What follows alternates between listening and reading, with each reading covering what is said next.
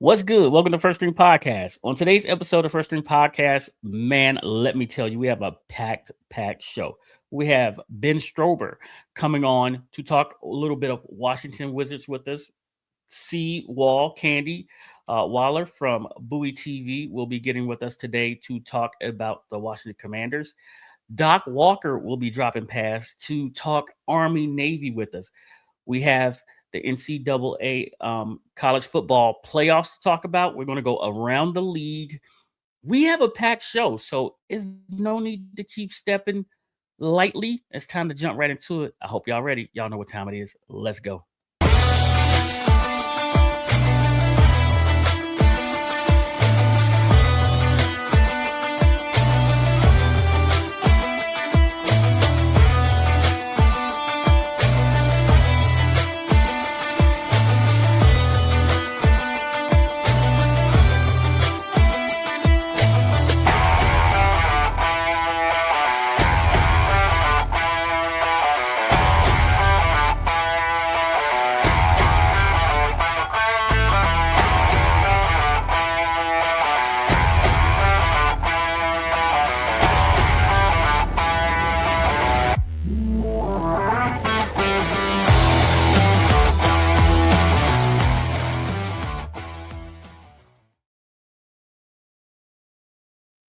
Welcome back to First String Podcast.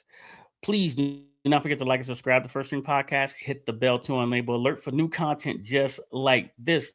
The most important part, though, is that you tell a friend to tell a friend about First String Podcast. That way we grow. That way we continue the show. So I hope you guys are ready. Let's bring in my co-hosts and closest friends. Let's start off with Sid. Good. What's up? What's good, Sid? Ooh, it's a little cold out there. It feel cold? It feel cold, huh? Oh boy, it's a little joke they got running out there right now. What's the temperature in Bama? -3. Oh, all right, I got you. Mm-hmm. I got you. And now listen. Let's bring in HR. So we will all be on our best behavior today. Yes, it's a packed show, but HR is on the way. Hello, ma'am. How are you? Well, hello. Say it, of course, you open the show with shade. Alrighty. Just a little bit of shade. Just a little bit. He said just a little bit. And listen, like I told you guys, we have a packed show. So let's jump right off into this. Al is on assignment. He happens to be at one of the hottest college basketball games right now. That would be Michigan Villanova. So we'll hear from Al on Saturday. Right now, we are being joined by the one and only Ben Strober from Strober Sports and the Sports Junkies. How are you, Ben? I'm doing good. How's it going, my friends? We're doing real Hey, good. Ben. How you doing, man? Again, it is awesome to see you again, man. Listen, Ben's schedule's so crazy. Following the Washington Wizards, doing Locked On Wizards podcast as well.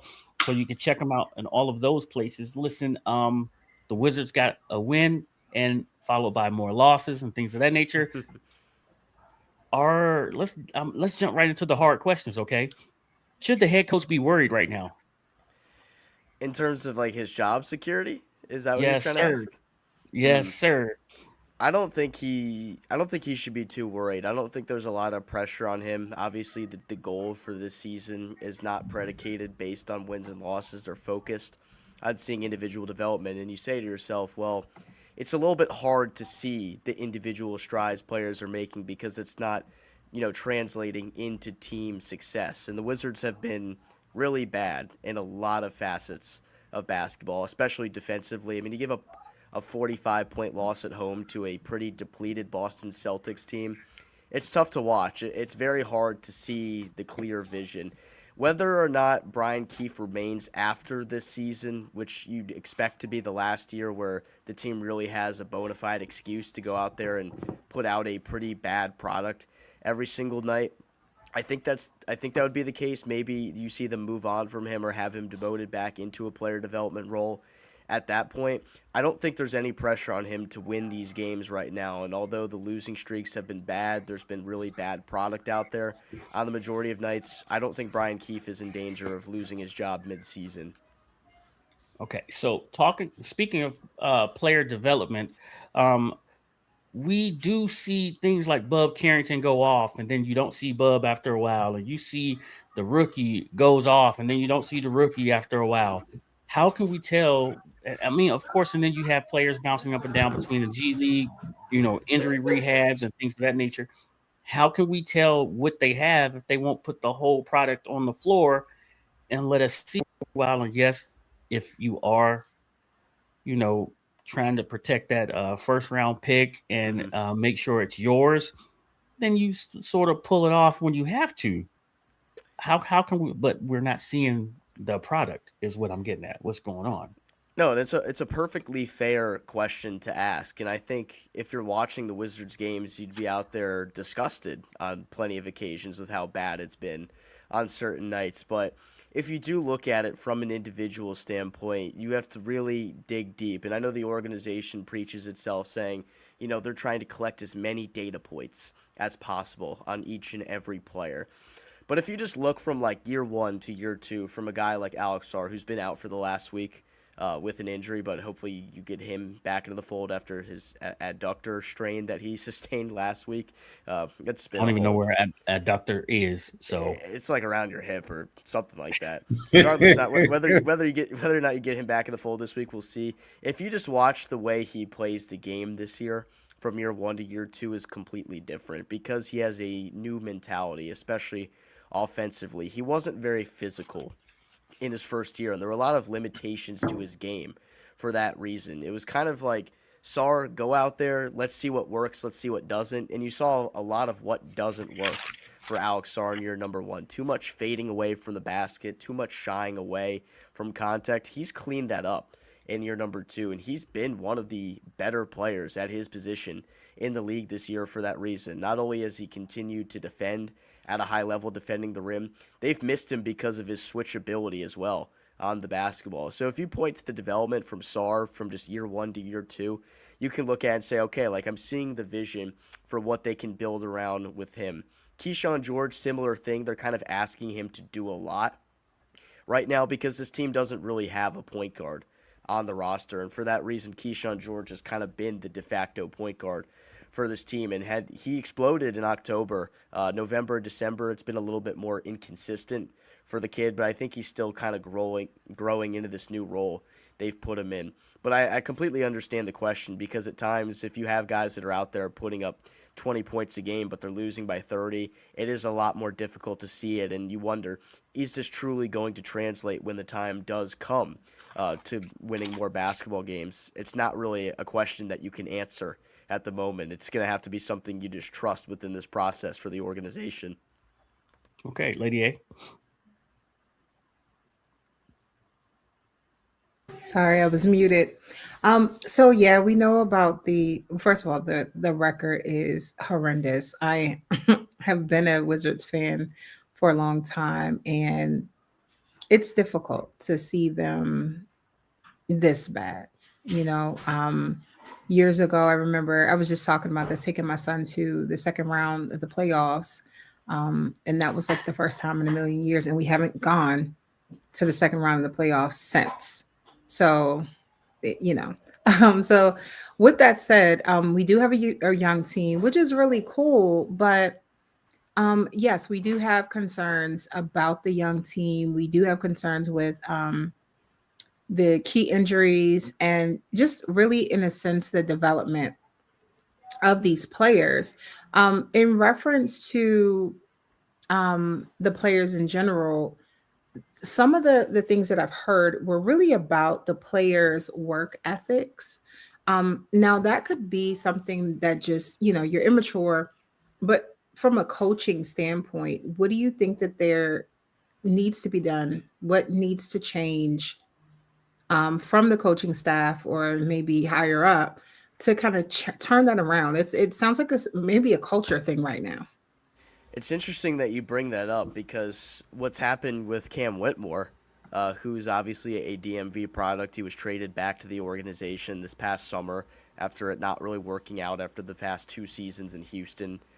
A guy that was a consensus top 5 pick, or supposed to be top 5 pick 2 years ago, he fell in that draft to number 20 because of potential concerns with his work ethic, with his character.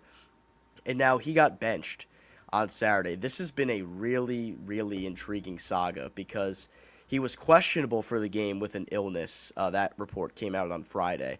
On Saturday, they declared about an hour before the game he'd be available.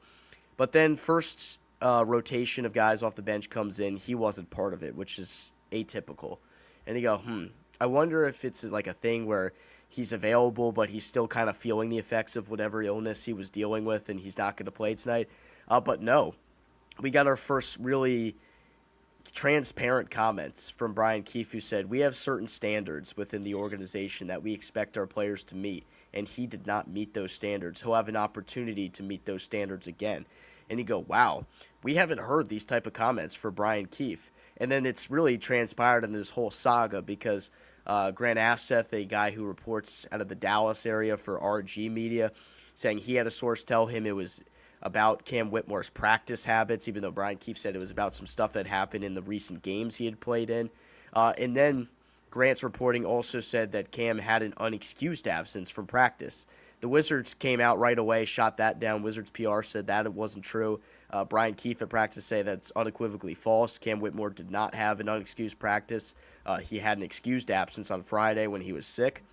So it's kind of tough in this situation to see like where we're at because the team is saying one thing, obviously they're going to protect their player, then you have somebody else saying the other thing. So we don't know necessarily what the truth is in the situation, but it is interesting because a lot of people, when these comments were made by Brian Keefe about standards, they're saying, what the hell are you talking about standards? What kind of standards do the Wizards even have? Like, you're out there losing games by 40 every single night. Are you not going to bench Bub Carrington playing 37 minutes per game right now because he's not playing well? I thought we said that people were going to have to earn their minutes. But it's not really about the results for this Wizards team in terms of their standards because they're trying to preach an organization that is really predicated on professionalism and work ethic because they know they're not going to have results as a team right now. They're going to lose a lot of games. In fact, they welcome that result because of where they want to be in terms of draft positioning. But when they do want to take that next step as an organization, whether that's next year or the year after, they're going to have high expectations for their players to put in the necessary work to get to that point. They want high character individuals part of that organization. So if Cam Whitmore's practice habits weren't up to standard or his effort on the court wasn't up to the standard that the front office has envisioned for this organization, I understand the decision, and this becomes a learning opportunity for Cam to hopefully, pick up this experience and lock in. The old saying is if you're not going to, I'm not going to curse on the podcast, but if you ain't going to poop, like, get off the pot. That's kind of the situation you run into here with Cam Whitmore. So I feel like it's a learning experience for him, and it's a great question you bring up in terms of culture. They're trying to establish culture right now within the building. Whether or not that shows on the floor, you're not going to really see that. That's not really going to translate to winning basketball. So it's kind of just going to be one of those work in progress things. But it is interesting that all this stuff has happened this past week. Come on, say it. Well, my thing is this. I mean, it's cool that he did it, but it goes back again to us as paying customers. What if I was a paying customer who wanted to come and watch him play? Just put it out there. He's not going to play. He's being benched. What do you think they should have done to let us know one way or the other? I guess they should have just had him inactive from that, but I guess they wanted to make a point to him. Because, as bad as it sounds, I think they wanted to make this message clear to Whitmore. And it wasn't really going to be like a thing, we don't care if we're transparent with the fan base or with everyone else that he's inactive. Because obviously, if the decision was to bench him, he was never going to play in that game. And when he was upgraded to available, the assumption is, okay, he is going to play in this game because he was questionable beforehand. And they upgraded him to available. But no, they wanted to make a point that their organization is trying to preach exactly what they said in terms of internal standards. So if you just made him inactive, then I guess that message doesn't necessarily get across the same way it does to to Cam and to the rest of the organization. Mm-hmm. And who knows whether this was like a Keefe decision or maybe it comes from up top. Because Will obviously watches the games. He watches practices. So maybe if there was something he was seeing that was bothering him, he was saying, I think you need to send a message because this isn't what we accept within our organization right now. But that's another very fair question that you ask. Well, I do want to kind of piggyback off of that. One thing that a lot of people have been concerned about is, betting is so big right now. Mm-hmm. And having player props and things like that are always a factor. Um, so with that said, how do you know of anything of how this may look negative? It looks like a big negative when it comes to betting when you wait to the last minute to make this decision. And it sounds like he already made it anyway, like before actually announcing it. So changing his status so often, that kind of looks a little suspect. Yeah, I don't think like the betting stuff will have much effect to it because typically in these situations, like obviously if anyone bet on his player prop, it'd be voided because he didn't participate in the game. In terms of game lines, they're playing Atlanta, and whether or not Cam Whitmore plays in the game doesn't have much effect on the line. He's not even a starting player on the Wizards right now. He's averaging 9 points per game coming off the bench. So him being absent from the game is not really going to influence the line very much. Right. So from that standpoint, I don't think it's that big of a deal from that. But, it is interesting that they did handle it that way, considering he was like questionable beforehand with the illness, which makes me feel like he did have an excused absence from practice on Friday.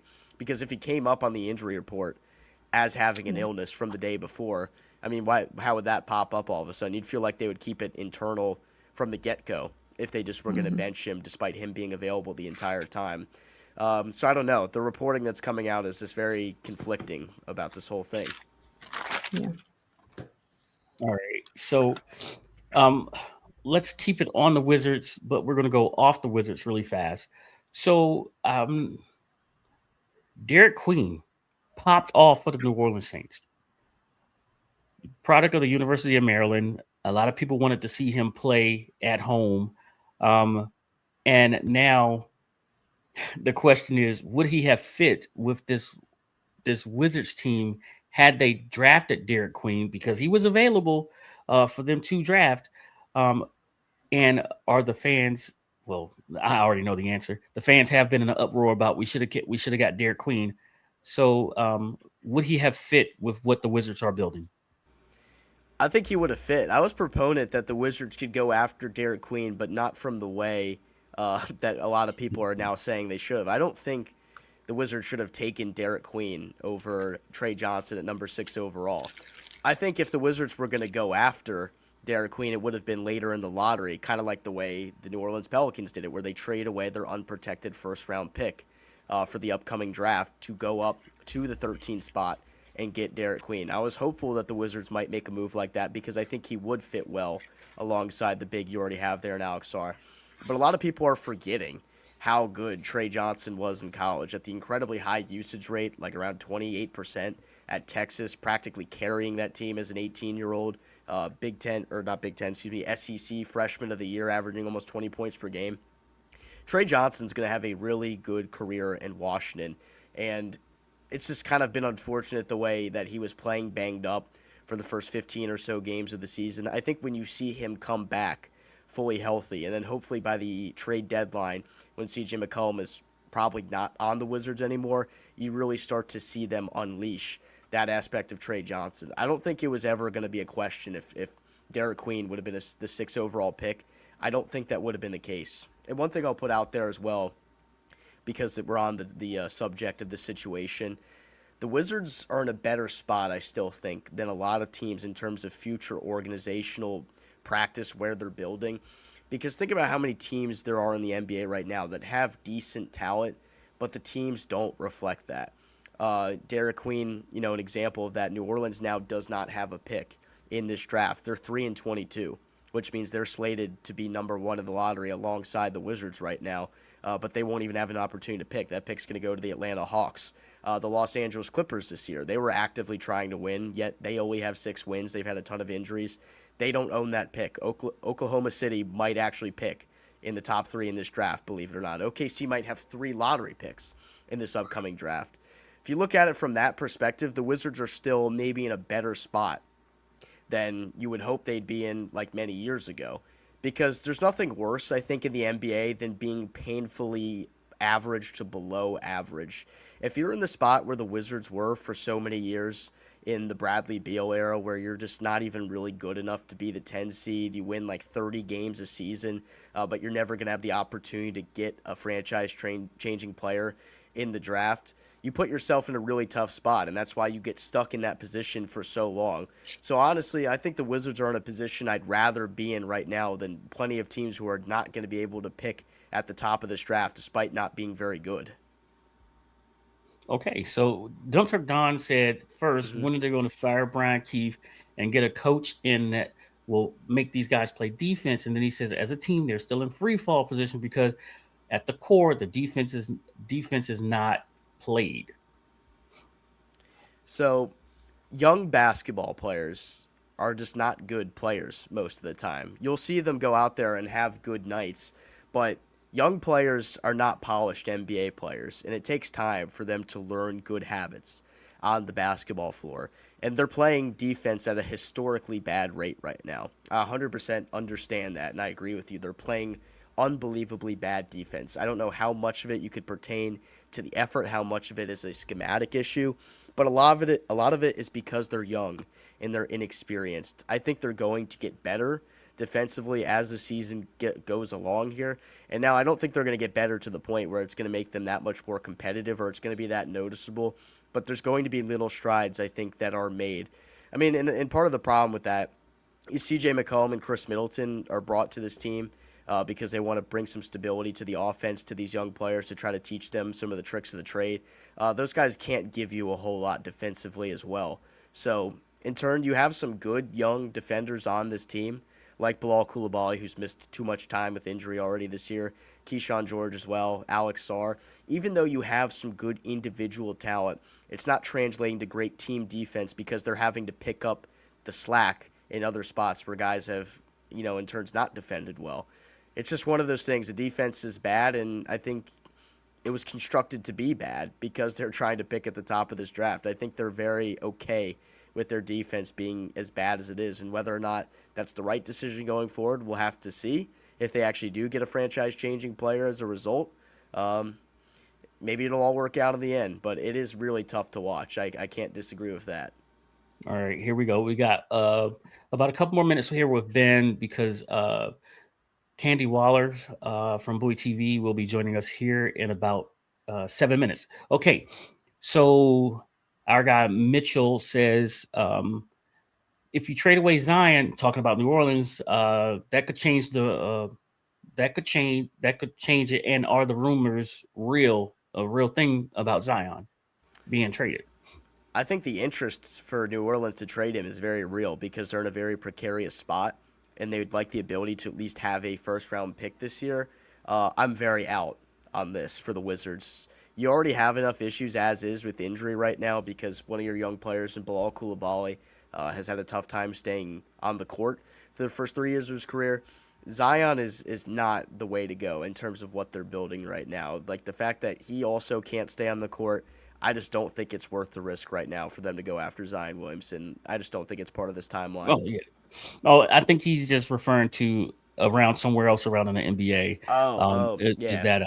Is that a possibility? Yeah, no, it's a real rumor. I think there might be some teams that are interested in him, willing to take that risk if they feel like they're a player or two away. But New Orleans is definitely going to have to make some moves to try to figure out how they can build up their organization around Jeremiah Fears and Derek Queen right now because they don't have a pick.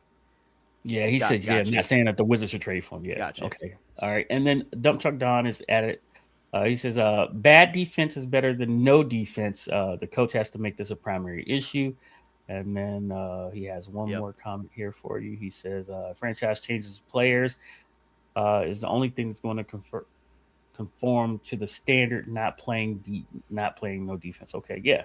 And he also again said, go ahead, Lydia. No, I was just going to say, I mean, they're still at the bottom for defense, right? Like ranked Oh yeah, last, right? they're on Okay. pace for the worst ever, actually. Right. And then on top of that, their offense is like close to last. Hmm. So, in a sense, do you think that maybe because they've been picking pretty early in the draft for some time now because they've been bad for quite a while. Do you think that they need to just go by another strategy? Because just because the team is young doesn't mean that they have to be bad on both sides of the ball. You know, like this is not like what do you think the strategy should be actually? I think they should stick to the plan. I think things have executed exactly how the comment from Mitchell here is Wizards keep drafting talent, let them develop. So they're trying to establish a young core of players right now. And whether or not Brian Keefe will be the coach to lead them to the promised land a couple of years from now, probably not, in my opinion. But they do believe in him in some terms of individual development for certain players. Yeah. I think they need to stick course with the plan because when you execute a full teardown, like you are committing to being bad for typically 3 seasons where you're really, really bad. And I think there's a notion that exists around NBA fans, not just really Wizards fans, because the Wizards have been so mediocre for the last like 8 years. They think that the Wizards have actually been rebuilding for like 6 years. It's only been 3. This is the 3rd full year of the rebuild, and Will Dawkins still called it the early stages of the rebuild because they're trying to tear down everything within the organization and build it from the ground up. I think when you commit to it the way they have, you have to see it through and see what happens a couple years down the road from now. I think going off the course is probably not the right move. All right. So it looks like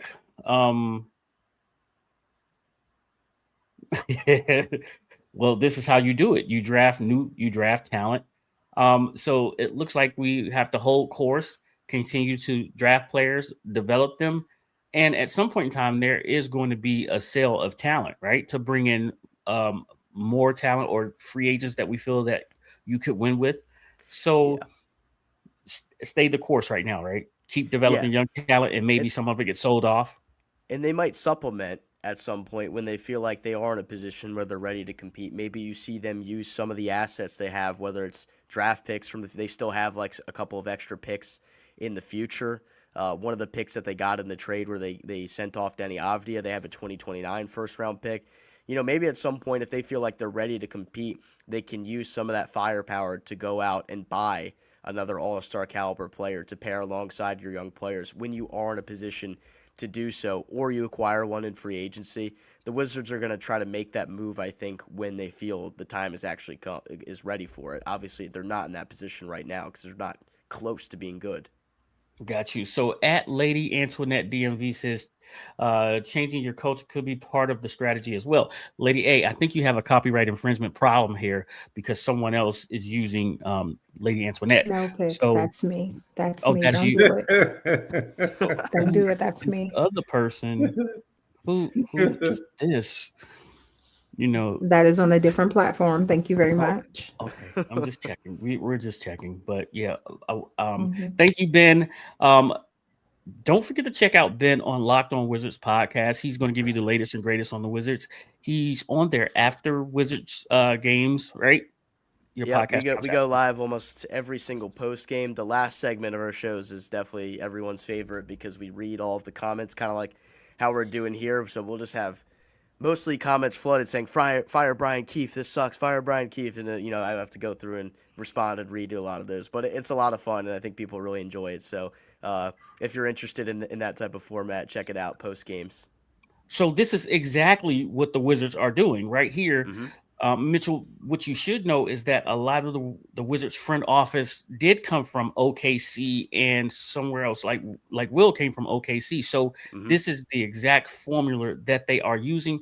The crazy part about it is that, remember, for all of you, remember that Mark Jackson was the coach of the Golden State Warriors before they took off. And then what happened? You replace him with a legendary coach now, and they run off a dynasty after they got all of their pieces together and they were ready to rock and roll. It's just Brian Keefe's doing the work that sucks, and then some other coach will come in when they're ready to rock and roll and get some rings. So hopefully that's the case. Hopefully that is the case. Ben, thank you for your time, man. We got to talk again. We got to bring you back. Of course. I always love coming on here for a string. I appreciate all of you guys. All right, you on the Yankees tomorrow? Yeah, I'll be there tomorrow. I was out sick today, but tomorrow I'm back. Okay. All right, cool. Get well, man. All right, do me a favor. Tell Lurch you guys got to hit this parlay, man. I'm telling you, I'm waiting. I need this parlay hit. I'll tell him, and he'll probably he'll probably be mad at you for not buying the Meta glasses. Well, whole different subject. My son's girlfriend bought the glasses for him. My son's girlfriend bought the glasses. I called. I said, "Hey, I got the glasses," and she said, "I already bought them." She said, "I got his Christmas gift already. I don't need them." Oh, okay. All right. Oh. Thank you, man. All right. That makes sense. All right. And thank you, guys. All right. Thank you. Yes, sir. That was Ben Strober from Locked On Wizards podcast. Listen, coming up here in just a bit, we'll have CWall joining us. I said we have a fire show, but I have to jump onto this one subject really fast before Said leaves, because we'll hit it again, but I got to get Said's take. The college football playoffs ranking came out, and here she is. CWall is joining us right now on time, of course. So Said, I'm sorry, you may have to save this until Saturday, but we got Candi CWall Waller, CEO, president of Bowie TV, joining us. And I'm going to tell you this. Can I take them behind the curtains just a little bit, Candi? Sure. Okay, so I text CWall. I text CWall on Sunday and said, we're locked for you coming on this Tuesday. I said, it's not going to be a lot to talk about. And her reply was, oh, I got a lot to say. Can't wait. Can't wait. Right? So here she is. That is so funny because I'm like, oh, you did? I don't even know what day. I'm like, this is insane. So yeah, I did say that. You're right. Yes. So she said, oh, I have a lot to say. So here we were, pumped up, ready to go for our Washington Commanders, who looked amazing with 2 weeks to prepare for the Denver Broncos. They looked amazing on Sunday Night Football, represented themselves very, very well. Terry was back. The offense looked like it was humming. The defense made a couple of stands. Marcus Mariota was playing some really good football. And to add to that was bringing back JD5. Okay, here we go. With that effort that we showed on Sunday Night Football, going into Minnesota, playing a team that was struggling with quarterback issues, and they're putting a second-year player, rookie quarterback, more interceptions than touchdowns on the field, we should be good. And then they kicked off. And as one famous guy would say, this is why they play the game. The floor is yours, Miss Waller. It was so like maybe about an hour or so ago. I don't even know why this popped into my head, but I said to myself, I really liked my outfit that I had on Sunday. Like I really liked You did look cute. You look cute. You know what I mean? But I'm like, I did it. I was ready. But I'm so always they wasted your outfit? Yeah, yes. Because I didn't even, it was a thing. And I wear like game day attire is a thing, obviously, right? We see game day outfits, we do arrivals, we do all of that, okay? There's a reason why I'm sharing this. But I was like, if all I have to take away, because you go, especially on the road, because it's a bit more scheduled and calculated of when the team arrives. If you all, follow Bowie TV, we capture team arrivals. But it's more scheduled. When people are coming. So it's not like at home games, they kind of, come at different times, all within the same window, but it's still different times. And it's just a little bit more scheduled. So, And even when I was standing there, they were like, oh, Candi, okay. Game day. You look, I'm like, hey, okay, thank you. Everybody be serious now, but thank you. I appreciate that. I didn't listen. That was the best part of the day. You was more ready than they were. You were more ready. You said they done wasted her good outfit. I was ready for this feel cold that. I felt Minnesota that. weather. I have never felt cold air like that in my life. I promise you, I will never complain about DMV ever in my life. So I was dressed, ready for the winter weather there, as well as it's just game day. I'm ready. I'm all the way ready. And I'm always ready, but that day I had a hat on. It matched, everything's matched. But that's it. They wasted it. Wasted. Now, let me say one thing. So me and my friends, y'all know we do our trips, right? And the Minnesota game came up as one of the games that we wanted to attend. They was like, "Hey, we got to go to Minnesota." This is what I said. Not in December. I said, I'm not going in December. What are you talking about? So, Candi, I don't know if you remember years ago, we had a conversation about the Super Bowl, and it was in Minnesota. And I remember you were contemplating going, and I remember saying, I'm not doing it. I can't do it. And I want to say around that time that's when they were doing the other games around that time, because it's not a game anymore to me. In Orlando, they moved it from Hawaii, if you know what I'm talking about. Yeah. So yeah, the All-Star, the Pro Bowl. I like the Pro Bowl. That's not what it is. It's not a Pro Bowl anymore. But y'all go ahead. What is it? Yeah, It's just a fun it's house. like the It's just a fun obstacle house. course. How about we call it that? We'll call it the fun house. It's like the All the stuff. But listen, no, I only went to Prince Purple Rain House, and that was it. Lake was like, Mall of America, this, that, and the third. I'm going inside. Listen, I told you guys, and this is it right here. You have to follow Lake, Candi, Donna Hopkins on social media. Yeah. Her and that GPS. That was my comment. You and this GPS, it leads you to some strange places, but you found the Purple House. You found the Purple Rain House. Right. Great. We love it.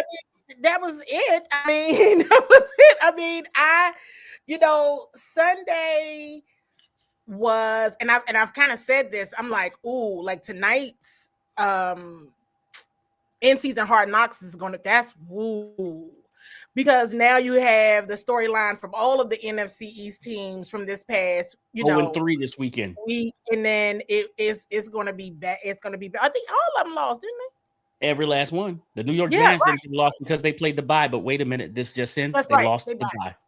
They lost to the bye. So 0-4. Wow. So it's well, right. And so it's just like this episode is going to be really interesting for several different reasons. And US Bank Stadium is beautiful. I do think I want to share this too. I think I've shared this a couple times so far this week. It was a 4-win team before the game, right? The Minnesota Vikings. I looked around, the entire stadium was full of purple. And I'm like, as cold as it is outside, all of these fans are in here. It was packed. It was full. 4-win team. 2 degrees Sunday morning. Felt like, I don't even know, but it was literally 2 degrees. I'm not playing. It was 2 degrees. That's what it said. And the entire US Bank Stadium was full. I was looking around and I was like, yo, this is impressive. And of course, they had reason to be hyped the whole game. So I don't know what it looks like in there when a loss. But I will tell you, at this point in the season, for them to have 4 wins in the entire stadium be full. See, now I'm starting to understand certain things from a business objective perspective of, okay, what is going on? Because now, I've been to quite a few away games. Now, this was my first time at US Bank. Gorgeous stadium. But they different. They gonna show up. I see. And then there's some like LA that you're just gonna get a bunch of everything, or probably more away team, guests there than others. But I'm starting to see more and more that some of these teams that aren't winning, their fans still show up. Mm-hmm. Now, I don't know if they're losing, how quickly they leave, right? But it was a sea of purple, and I thought, we didn't see no Ring of Honor presentation at halftime. They was out there throwing a frisbee, and I kept calling it a frisbee. I said, "What they throwing this frisbee? Is it a frisbee?" And I was just like, I don't know. So I don't know. Was that the ring? The Ring of Honor? No shade if that's not what it was, okay? But in order to get to eat, yes, it is indoors, but in order to get to there, you don't need to leave your house in that kind of weather. And remember, it was like a foot of snow from the previous week. And because of the temperatures, there's just snow on the ground. It's just ice, snow, people slip and fall. They don't care. They just get right up. Nobody even cares if they fall. I saw people fall. I said, people, they slip and they fall. They don't even care. It's like, oh, slip, fall, break my back, get right back up, and keep going. And it's just like, this is insane. It was, but those were the highlights because the game was just that bad. I have to look around and say, oh, maybe this is what the new Commander Stadium is going to look like. That's my point right there. Texture, because I can't watch the game. The people that built that stadium, they're the ones that got the job for the new Commander Stadium. So I know that the stadium looks like a ship. It has the great the glass roof or ceiling. Half of it is like that. So it's dope. I mean, it does have. I don't think they did Mercedes, but they definitely did U.S. Bank, SoFi, and AT&T. U.S. Bank is dope. It's nice. I like the light. It's really, really nice. So we should be in for a great stadium, one of the top 5 stadiums in the NFL once this thing is built. Gotta be. For sure. So let's talk about the bad now. Let's talk about the bad. Yeah, I knew it was all downhill. I always look out for something, and I hope you all too when you use your clues. When the opposing team wins the coin toss and they say they want to receive. And I was writing my notes on something else. I said, wait, hold on. The Vikings won the coin toss. And I was sitting next to Liam Griffin from the Washington Times. They said, yeah. I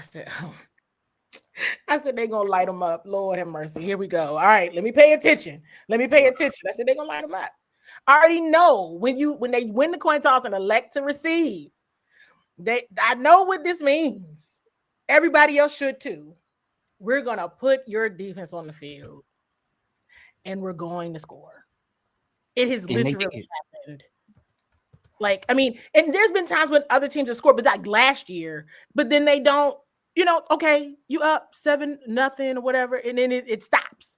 But at this time, in this condition, this wasn't going to go well.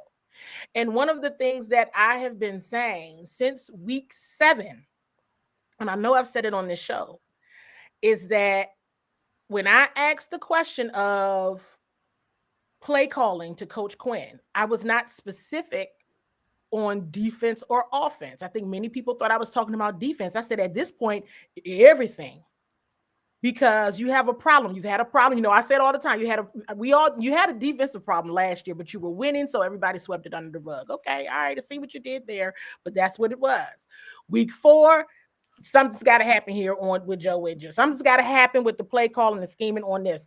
Week 7, I said all of it is a problem because here is the issue. You have challenges on defense. You cannot score. I said they have an issue with scoring. They are having a difficult time getting into the red zone for touchdowns. This is not new news. This is not a surprise. What you came up against is a team that was more desperate, more hungry, more resilient in the face of adversity. Therefore, they came proactively ready to still try to keep their season alive. Everybody knew whoever loses this football game is eliminated. And both of these teams were basically almost in the same situation, right?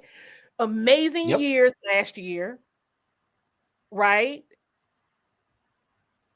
down bad this year, whoever loses is gone. And that's the day you decide not to score any points. And so that's when I said, you know what? I'm not certain why there's been so much smoke to the defense. There should be. Let me be clear. There should absolutely be. But in the overpowering of the smoke to the defense, nobody was talking about the offense. What is this? And this has been hands down for certain since week 7. So how about that? Your running backs are doing great, averaging plus 4 or 5 yards, and you refuse to run the ball.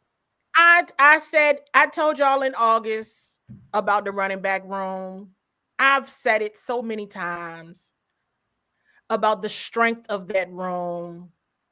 I've also come on here and several other shows and said, why is that room not being utilized when it's your most healthy group? Okay. Once Jaden started getting hurt, all right, run the ball. That's even more of a reason to run the ball more. Run it until somebody stops it. Nobody stopped it. It just stops.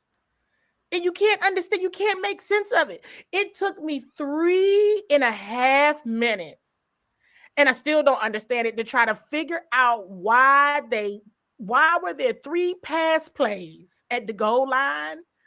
What happened again? And I just was like, well, what happened?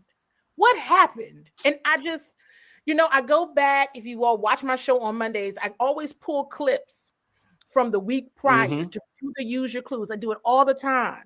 And between the head coach and the coordinator, they're typically asked about the opposing team. When Cliff Kingsbury was asked about the Vikings defense, Brian Flores, B-Flow, his defense, he described them perfectly, as they always do. Brian Flores literally did every single solitary thing that Cliff Kingsbury said he could do. He talked about how he changes his looks from week to week. So it's almost like you prepared, but you're not, because he changed it. Proactive planning, strategy, scheming. He's already changed. He did the entire response. And I said, you walked into this game and you weren't ready? And he's made a comment and it stuck with me. And I said, oh no, don't do this, Cliff. Because he said, you got to do what you do really well against him, right? Because he's so good. And it's like, got it, Roger that. But what does Cliff Kingsbury do very well? He's extremely creative. These exotic pass plays, very cool, fast, up tempo. Yeah, sure. But sometimes you have to just do the thing that's going to work. Now, I understand that they were bringing run blitzes.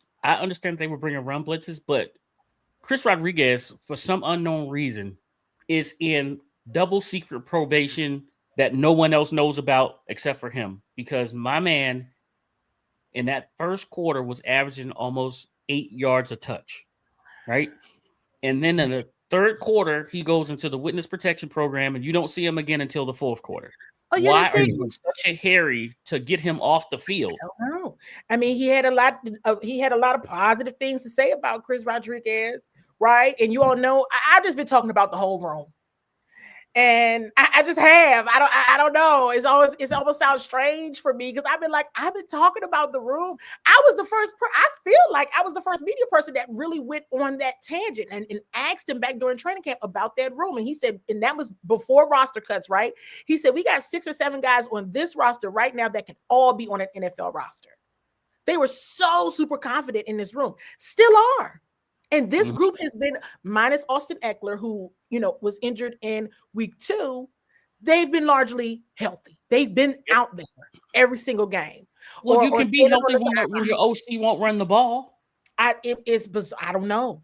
And it's not like you just got one person that can run the ball. You have options.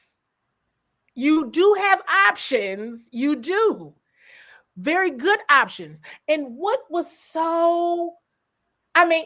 to score 0 points when you're only down Austin Eckler and Luke McCaffrey it's bad. Now that's bad right there. That's bad right there. That's bad. Ooh. Because that almost feels like you weren't prepared at all.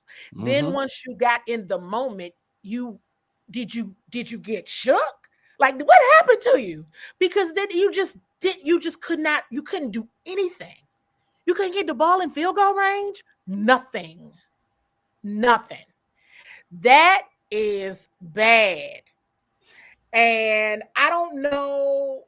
I don't know. And like everybody knows how Kevin O'Connell calls play. You know, they came in with a different mindset, I feel like. Right? You can't just be, I've been making this comment. Last year they're the hunters and they're doing all this, and that's fantastic. That's great. I go back to mantras. I care about what people say because I want your words to match your actions, period. Okay. And you the hunters and this, that, and the third. There's no way you came into the season believing that you could be hunters all day. But you never thought you were going to be hunted at this point. Oh, you're definitely the prey. Yes, they are. You can. I'm a Game of Thrones person. Anybody else Game of Thrones people? Mm-hmm. Yes. Game of Thrones? Mm-hmm. Okay, let me be clear. You can't. Arya knows that you coming to get her. She knows you coming to get her. She knows you are on the way. She knows. But you're right. I think it goes to what you were saying. They weren't prepared for some reason. But before we go deep into that, I do want to know if you have an update on Ertz. He was distraught from his injury. Do you have any updates or anything that you've heard in reference to how he's doing after the game? He's certainly out for the season with the torn ACL. He did post something, so I would just that, and it's like on top of everything, you lose Zach Ertz. Right. Terrible. I was like, that right there. We saw him going in the cart, and I was just being petty because I was like, why they don't take him the shorter way to the locker room? But whatever. That's true. Long way to the locker room, and he's bawling, crying the whole. And I'm like, this is awful, and so, and the tears never stopped. The tears never stopped for coaches and players after the game for Zach. Well, and so it's like it was like this is what the season is right here. Yeah, Lydia, you got another one? Well, that was my main question, and then it's funny because I was going to ask that question, but then I looked in the chat, and I think that you started as far as looking for someone else. I think in reference to Ertz, it's not too early because we already have that. But Candi, do you have any insight on this particular question? Not yet. Okay. Not yet. I think it's too early. Will, of course, but like that was a blow. And I know, folks have been talking about age and all that. Listen, that was a blow for several different reasons. And I don't know, man. But stuff like that, that's not like anybody's fault, Right. like that happens. Yeah, that happens, unfortunately. We saw, some key players across the league get hurt, this weekend. And Zach Ertz is one of them. So it was just unfortunate for several different reasons. He said offense was bad in game one, defense was good in game one, then they went on vacation. That's about what happened. They went to Minnesota. It wasn't for a game, not a game. I think they went to go to the Prince house as well. They was in the lake. They didn't have any answers for anything. And then when they started to get some juice, it's like, and this is something that I've also been saying, week 7 on, which was and I think I might have started saying this in week 6 against Chicago. Hey, listen, with the defense, when they do get you the ball back, no, I definitely started saying it Kansas City night. So that was week 8.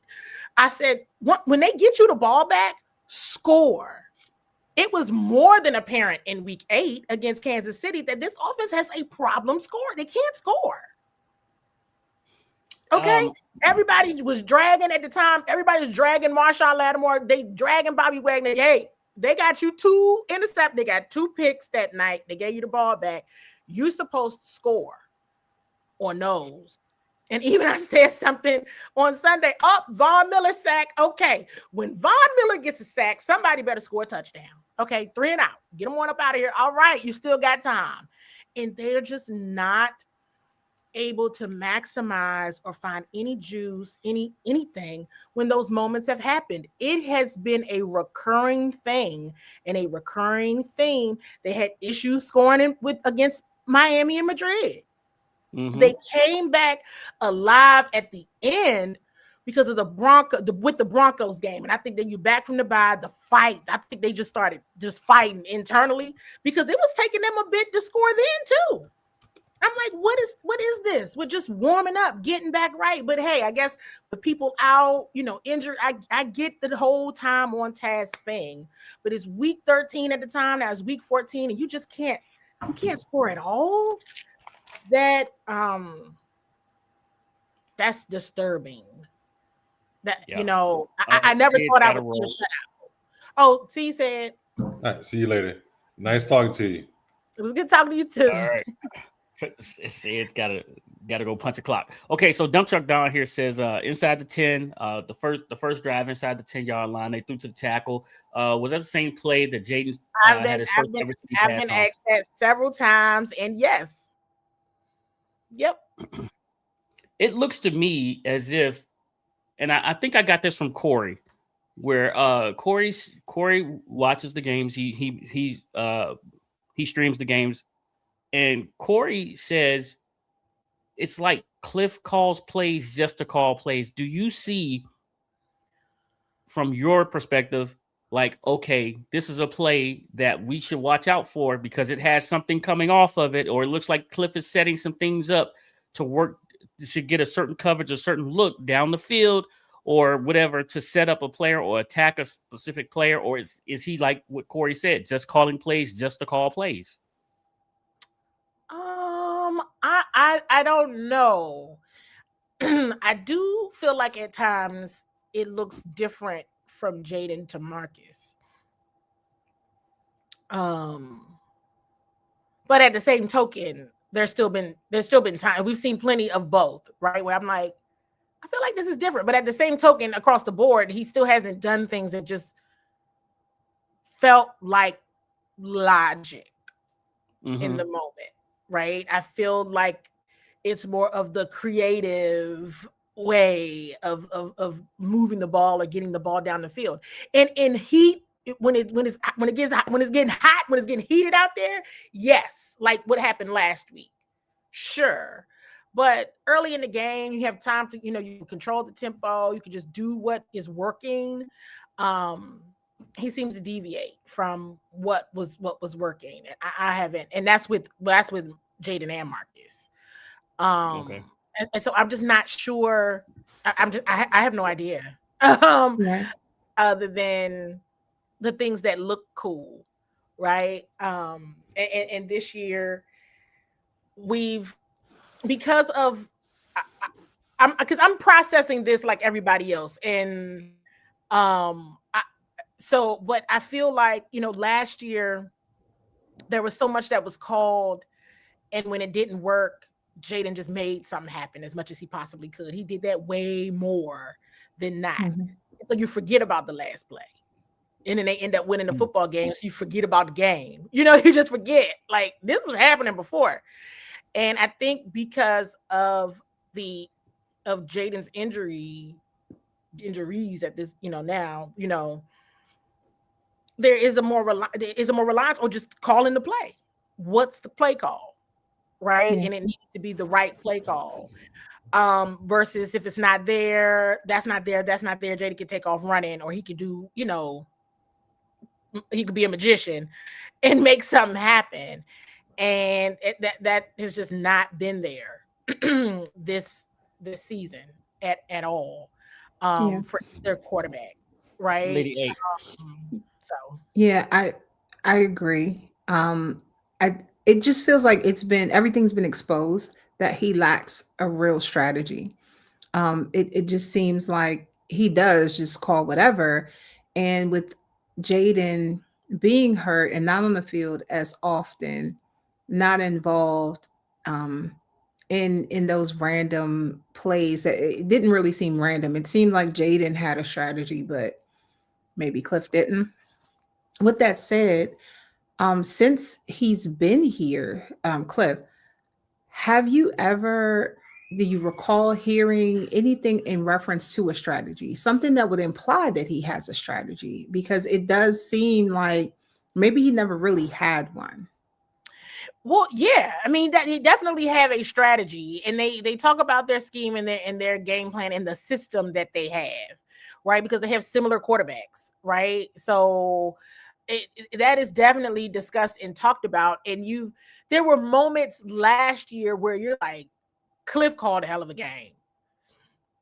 I can't confidently ever say that about any game this year. Okay. Where I felt like, dang, like he called, you know what I mean?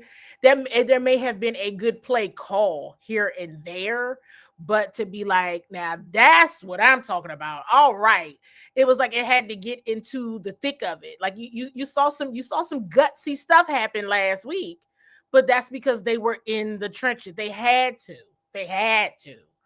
And they just had to fight as much as they can. And I wonder how much of the getting punched in the mouth and beat. I believe I've said on this show that sometimes, hey, listen, the fight ain't on the field, it's on the sideline.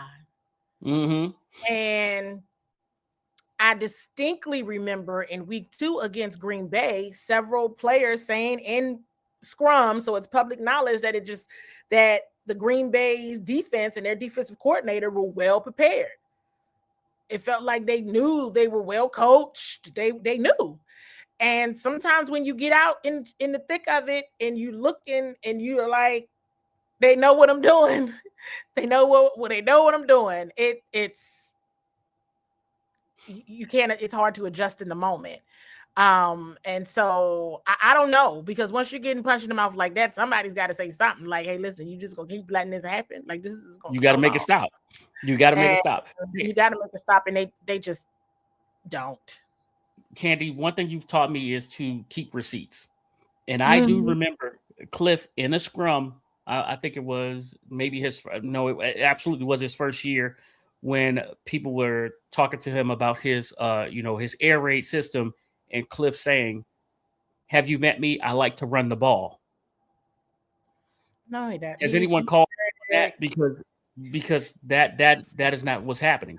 He's not.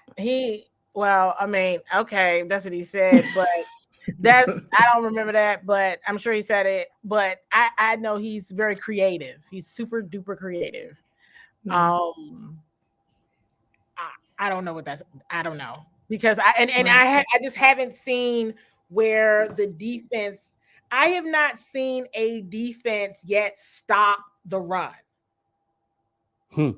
That goes back to Don's comment. I see the run stop. You know what I mean? The play calls, they stop. I want to go back to another, like, more I've been talking about it the whole year. Like, why they didn't run the ball? I don't understand.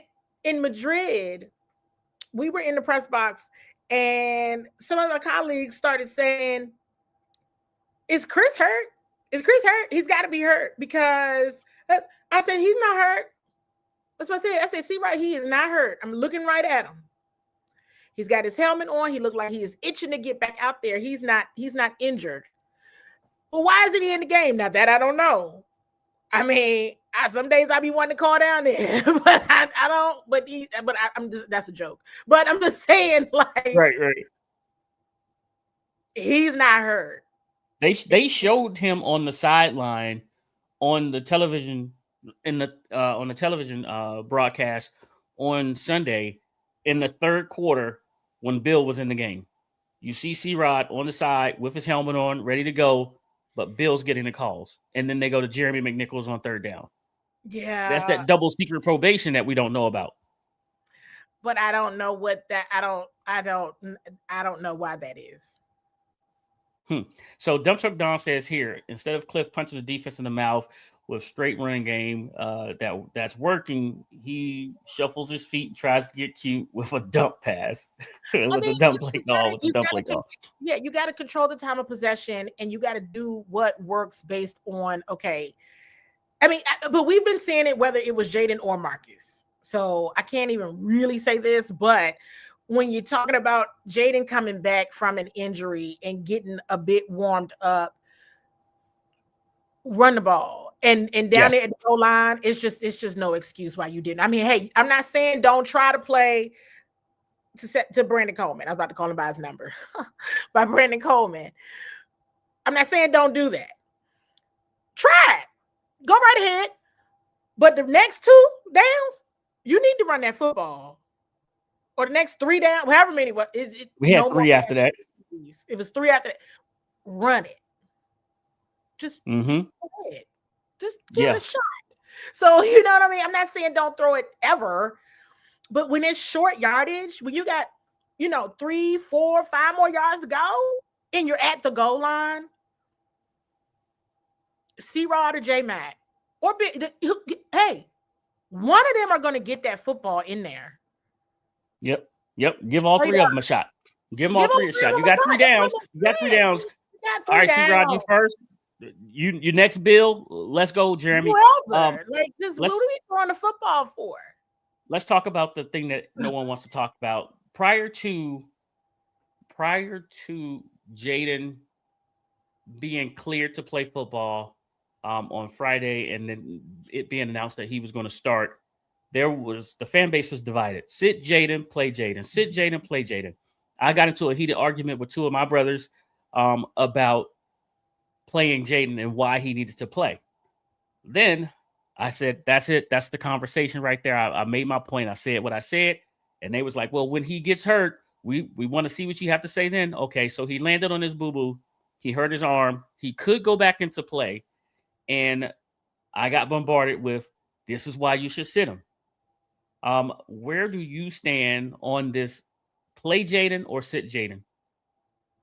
If he's not hurt, play him. Here's my challenge with the theory. Everybody wants to see the young guys. Jaden is a young guy. I don't know about anybody else, but has everybody seen enough of Jaden this season to say he had a great sophomore season? Nope. You don't need to see any more? Okay. So unless it's a tough conversation, but it's loaded nonetheless because there's implications there.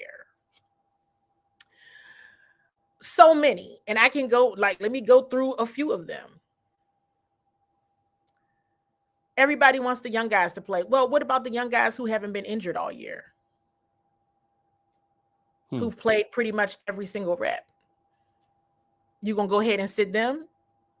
You know what I mean? If you're talking about your future, right? Right. Then go ahead. I mean, you know what I mean? It's too many variables to say, well, look at what Josh Connolly Jr. has ended up doing this season. Played every offensive snap. Something happened to him, the Commanders got a problem. Something happened to Laramie Tunsil. He's not a young guy, but I'm just saying they got a big problem because now you got to pick and choose who you're sitting, because at this point it's like, okay, let's do all the variables. Jaden is a young guy. He is not he hasn't played enough this season. And when there has absolutely been mistakes made. I think everybody can say, have we all seen the Jaden Daniels that everybody saw last year? Have you seen a full game of the Jaden Daniels from last season? Like if everybody was being like honest, have you seen a full game? You've seen Mo, but have you seen a full game of the person from last year? No. Absolutely not. So your dog is going crazy in the background. Oh. So, but you get what I'm saying? So it's like if he's healthy, he needs the reps. Because now it's like the other young guys that need the reps.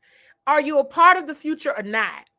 If you're going to sit Jaden and because he's healthy and he can play and he's clear for contact, then you need to sit the other young guys too. Because what else is it that you need to see? What else do you need to see from Josh Connolly Jr.? What else do you need to see from Jalen Lane? What else Trey is already hurt. Okay. Mm-hmm. So Kane may need to get some more reps, right? Because he doesn't have as many in-game reps as some of the others. But why are you playing Bill? Maybe you give him, maybe he does need more reps because his reps went down as the season has gone on. If it's truly about reps, let's go to your second year guys. Okay, maybe Jordan McGee's reps go up, but Mikey Sanders still, maybe his go down. Maybe you go ahead and let Brandon play and let Laramie sit. Right? Like you got to take all of those things into consideration of the piece. It's almost like the catch-22. Well, why don't you only make the people play that you don't know if you're going to keep? And bubble wrap everybody else. See, like everybody else got to earn their keep. You know, everybody else got to earn your keep. You know, we want y'all. Y'all got to stay because you're the future. But everybody else, I don't know what we're going to do with you. So then you got to play. I mean, because if you want to see Josh Johnson and Sam Hartman, go right ahead. Because as far as I'm concerned, I know Marcus hasn't been perfect. But my goodness, if he gets hurt, what are they going to do? So that's what it's so many variables. It's too many that you can't single out one person. This is what I'm talking about. And this is what people don't understand is what you were saying. See, my opinion right here is that you sit him. He's a leader. They respect his toughness, or I respect his toughness, whatever. But in the same breath, what CWall is trying to tell you guys, and please correct me if I'm wrong here, is if you sit a fully healthy football player, you're telling the rest of the people, let's start with your offensive line. Just your starting five, your center, your two guards, and your two tackles. You don't think that those guys are hurt, but they're out there every day battling. Listen, so that's what I'm saying. Yeah. You telling them five that you don't matter. Yeah, that you don't matter, but just what matters is the person behind you, number 5. Do you think that when he is fully healthy the following year, that after sending that message that they're going to go out and lay their bodies on the line for him in the organization? Those guys will be asking for a trade the minute that is possible. A rep is a rep. That in football. Yeah, a rep is a rep. A rep is a rep. So you sit all my thing is this: you sit all of your starters. You sit them all. If you're gonna sit him, if he's fully healthy, that's only if he's fully healthy. Let's be clear. This notion is only if he is fully healthy. At this point in the season, ain't nobody fully healthy, okay? It ain't no such thing. It does not exist, everybody. It's gone, all right? Beamish said, he said this today. He said, sometimes players need to learn how to play hurt. Some people can play hurt and some people can't play hurt. But the organization has to find out which one you are. We see that Noah Brown can't play hurt, right? We had him for 2 games this year. 2 games.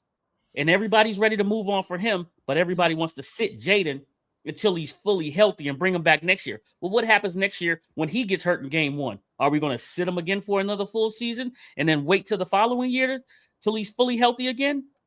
Come on, think about what you guys are saying. Make it make sense to you before you say it out of your mouth. I mean, it's that. Hey, when I get sick, when I feel better, I'm going back to work. I'm going back to Ashburn. Like, Yeah. your Lady A, time am I out of off, bounds? your time off has a limit. So Yeah, it does. you're It not. does. I mean, your time off has a limit, and you're not going to stay off work healthy. I mean, you can try to game the system that way, but to your point, it's not a good look.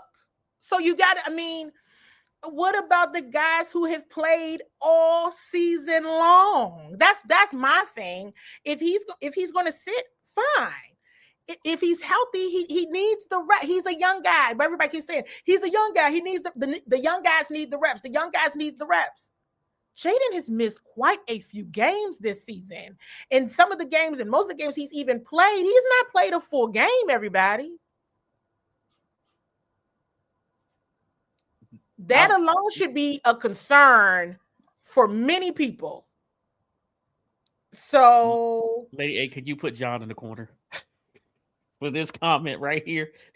John ain't never get out the corner. He said, "I think you guys."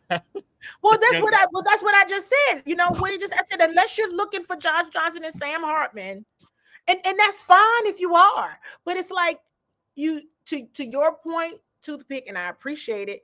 Make it make sense for the whole, because some of these young guys and some of the vets too, like we're talking about Laramie Tunsil, it becomes these folks like this, Josh Connolly, every single offensive snap. I mean, you don't think he need a break? He's a rookie. I think he's absolutely proved that he will be a part of this future. And he's going to be a bad man in the future. He's been tested this year going up against Green Bay's defense. Micah Parsons flipped over to him. The other guy, the first 4 weeks of this young man's season, he had to be swimming in his head. And look at him now. Look at him now. What an overcomer. You know what I mean? What an overcomer. But that's all I'm saying. Like, it has to make sense for the team. And it becomes if he's fully healthy. If he's not healthy, you all, listen, this is a person that didn't even travel to games because of his injury. Okay, he wasn't even traveling when he was injured. So the team is, I don't believe, he could have gone back in the game Sunday. He could have gone back in there. I saw him after the game, talked right to him, looked right in his face. He was all right. After this, I know we're on the show. Everybody must watch Hard Knocks. It's going to be bad. It's going to be bad, but watch it. Watch it. Yeah. Because that'll, depending on what they keep and what they cut, I know a lot of what they got. So I'm like, this is going to be interesting to see what they kept, right? But watch tonight's Hard Knocks, because of course they're going to go all his mom was mic'd up. So let that be everything you need to know on how this show going to go in terms of knowing if he's injured or not, if he was healthy enough to go back in the game or not.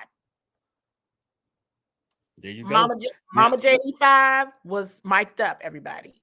Now you got a reason to watch. I would highly recommend watching it just to see just to see. I mean, all of the games are going to be all of the scenarios, except for, like you said, the Giants on a bye. But the scenario, the storylines is going to be something, for all especially of them. Especially the way that Jalen Hurts played yesterday. Yeah, it's going to be something. I saw the NFL posted a clip where at one point he was looking for his helmet. He couldn't find his helmet, and Saquon was like, take mine. And then he found it. And so, he got himself together and went on out there. But I mean, it's some interesting scenarios going on right now. And from Mama JD5 was mic'd up. So just how injured he was or is, right? So I think that's a telltale sign. He never went to the locker room. He stayed on the bench. Mama JD5 never left her seat. The other times when he's been injured, she for sure get up out of that seat. You know, She must have given when her the high sign. I'm good. He's when giving her the high sign. He's gone to the back. He gone. And it wasn't a crowd of people or anybody around him when I saw him when he walked about the locker room. He was just mad and sad like everybody else, you know, walking out by himself, which was something else. You know, I mean, they were all they were some sad people yesterday. Ooh, and they've been sad a lot, but it's like it just keeps getting worse. So it's just one of those things where all things need to be considered. If he sits while healthy, I don't think he should be the only one that sits. I just don't think. I don't think. You know, not with 4 games left, maybe with 3 games left, maybe with 2 games left, but there should be something to be said for the offense, whoever on the offense has played every snap or has played the majority of the snaps. The same thing on the defense. If you played the majority of the snaps so far this season and you sitting, I think it can't be. It can. I don't think it. If it happens, I don't think it should be geared toward one player. If said player is healthy. Okay. That game it's a tough conversation, though. But yeah, that game is a burn the tape game. The whole season is just going to be tough. This is the rest of this ride, y'all. Is not going to be good. So just know it's not, and it's too bad. It's really, really too bad. After the season that they had last year. Well, they'll start getting ready for the New York Giants coming up tomorrow. They'll start getting ready for the New York Giants. Then, right now, it looks like Washington is not going to be favored to win any games the rest of the way. You have the New York Giants, and then you have Philadelphia, followed by the Dallas Cowboys on Christmas Day and ending in Philly. Right? Give us a reason to watch this game. I don't have one for you. The only thing is going back to one of the things that I'm doing. I'm just looking at who do they keep. Okay. They're not going to toss everybody. You know, we just know that they're not going to toss everybody because you can't. No team does that. Everybody gone, right? They're not going to do that because there's still people from the Ron Rivera era. You know what I'm saying? So they're not going to do that. So. Jay Gruden area too, but you get what I'm saying. So I think from whoever plays, I think that there just needs to be some serious thought about who do you think needs to stay, right? And why, and from that perspective,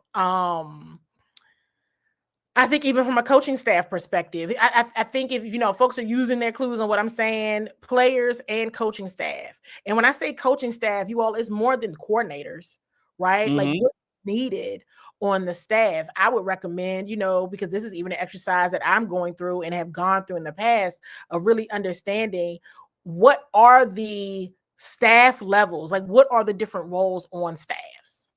Like who is helping game day all come together? Like who are the brains behind the scheming and the play calling and the preparation for the opponent? Because what I'm seeing a lot of this year, unfortunately, from this coaching staff, is just not a lot of preparation for the opponent. The opponent is prepared. The Commanders are not. I felt like the Commanders on defense were very prepared for Miami in Madrid. I do. I think they played a game suitable for the opponent that week. Right. And that's why I was hoping to see some more of that because of the records, right? And I'm like, okay, these teams, you know what I mean? Like I said, Minnesota was in the same boat until this weekend. Very similar situation as the Commanders. Excellent year last year, head coach of the year in Kevin O'Connell, and everything down the tubes, injuries, just losing. And look at what they did, on Sunday. So they saw an opportunity and they took it. And the Commanders didn't do that. And that's from players, to coaching staff. Like the coaching staff was they And yeah, that is So- it's some and there's some some things regarding talent evaluation that I think need to be addressed. It's just talent evaluation. Why can't you find a kicker? Why is this kicking? Why is this kicker thing? This is 2 years of this being a very difficult thing for you to figure out. And that is, I mean, that's a very important position, as we all know, and the league knows, and that's what I keep talking about. Why they give out a kicker? One position, but it's important. So they might, from that perspective, the tackling. The tackling is gone for one, again, before a couple of games. In the Denver game, it was better. Madrid, much better. Yesterday, 2 days ago, it was terrible. It was bad. Yeah. Right. Get down to the root of where the metrics are. Those 5 metrics was the starting field position, tackling margin, turnover margin. I always forget turnover margin. You just have not gotten that now 2 years in a row. You have just not been successful in this turnover margin, especially on defense. You have not gotten it. So the way in which you are coaching it, practicing it, training it, what have you, isn't working. Yep. So I'm not saying lower your goal. What I'm saying is you either got to get some people who know how to execute it, and you got to get some people that know how to teach it. So it's certain things when it comes to their metrics that I'm looking at, right? So I'm just telling y'all what I'm looking at. You know, maybe you want to look at the same things, but I'm going down into the nuts and bolts of that. Okay, what are the consistent issues for this regime from last year to this year? What are the consistent issues, right? What were issues last year? What were your issues this year? Well, okay, I remember last year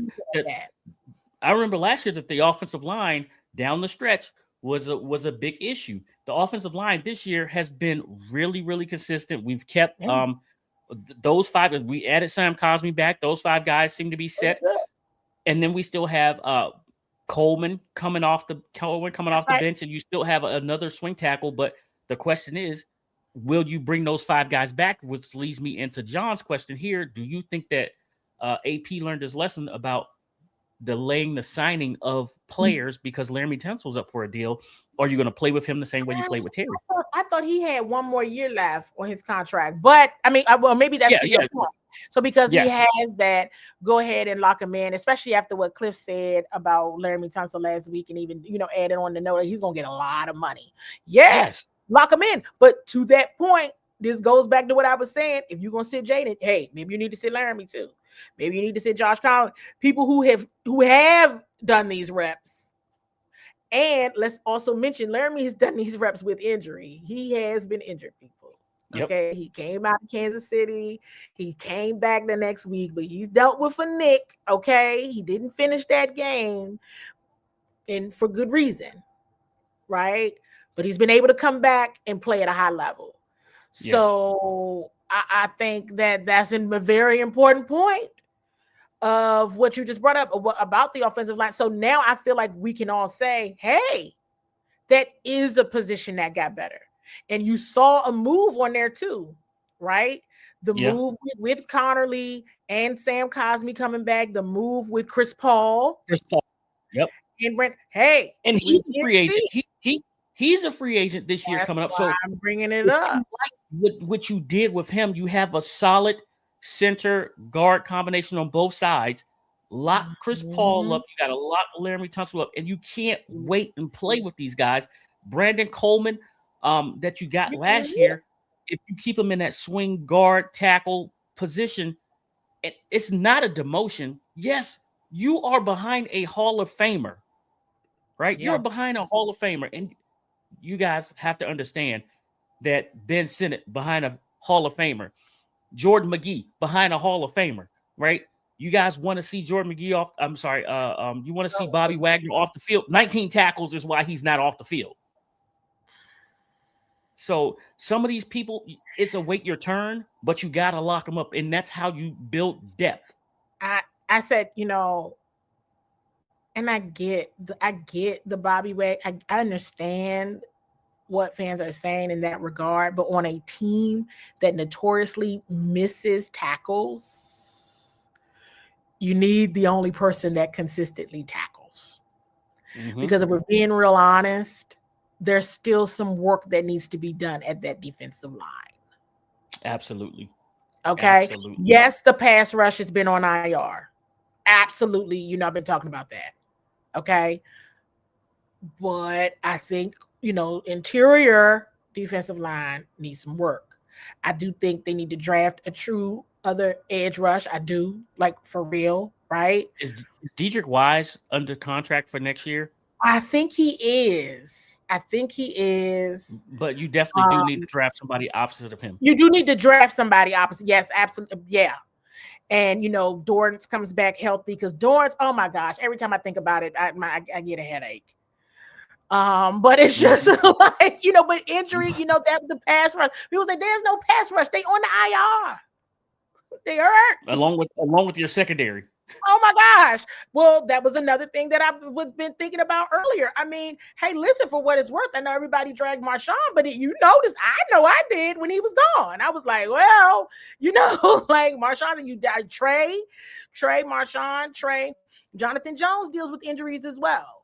Now he's been holding it together, but he's, here recently, but he's definitely been dealing with injuries. So this goes back to, yes, I understand that Mikey has had his challenges this season, but from a durability and availability perspective, if starters start getting sat, hey, you got to consider you sit Mikey too, because he's been playing every snap. Right. And I think that Mikey, just stay with me for a second here. Mm-hmm. Mikey played last year on the outside out of necessity because we were pretty much beat up and things of that nature. He got moved to the inside, to the slot position, which was what he was drafted to be. And it's still a transition that he has to go through.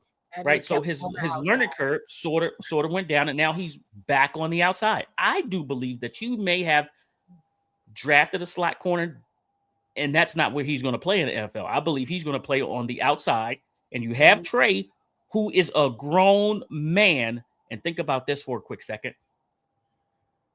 They would rather pick on a physical corner as Marshawn Lattimore rather than go at a rookie and Trey Amos. They were like, we know that that's a stone cold killer over there. We're going to go the opposite way. Yeah. So, yes, the corner position is one that we need to draft, but we're not looking for an outside. We're probably looking for another slot gangster. Looking for a slot. And so, and that just is what it is. And so that was some of the things that I saw, right, when we talk position groups, and I could talk about that for a long time, because I'm like, well, Mikey was good, and you saw the progress over time. You saw the comfortability over time. I feel like when he was outside, it made him really almost go back to his years as a receiver.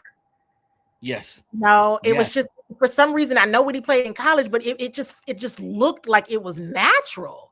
Mm-hmm. I didn't see that learning curve. I saw, Mikey's story, to me, his rookie year is very similar to Josh Connolly Jr.'s.